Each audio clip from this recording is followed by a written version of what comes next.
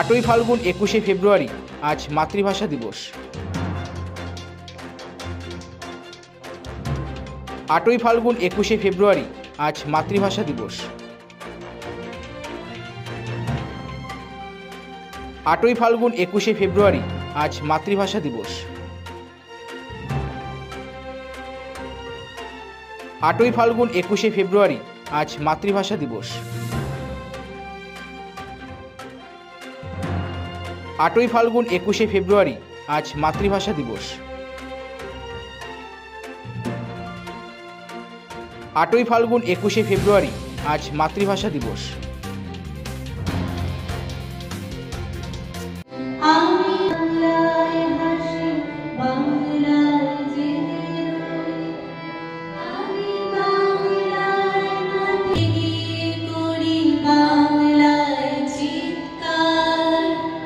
নিজস্ব মাতৃভাষা থাকে, রবীন্দ্রনাথ বলেছেন সেটি মাতৃদুগ্ধ সম।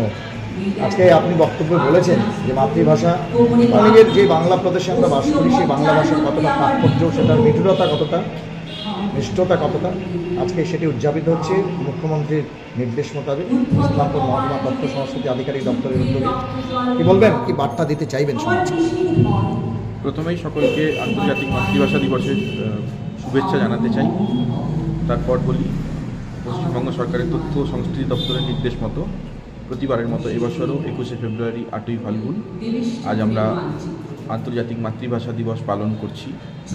আমরা অত্যন্ত গর্বিত যে আমরা এমন একটা ভাষায় কথা বলি যে ভাষার সংগ্রামকে কেন্দ্র করেই এই আন্তর্জাতিক মাতৃভাষা দিবসের স্বীকৃতি ইউনেস্কো দিয়েছে।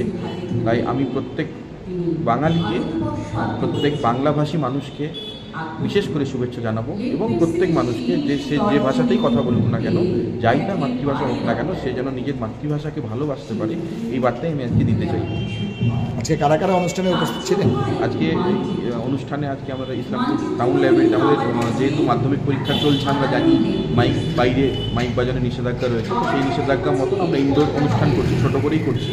বিশিষ্ট শিল্পীরা আজকে এখানে রয়েছেন, বাচিক শিল্পী অনিন্দিতা বিশ্বাস রয়েছেন, সুশান্ত নন্দী রয়েছেন, বিক্রম রয়েছে আমাদের বাচিক শিল্পী, তারপর উত্তম সরকার নাট্যশিল্পী রয়েছেন। তারা তাদের নিয়ে অনুষ্ঠান আমাদের হচ্ছে। অনেক ধন্যবাদ।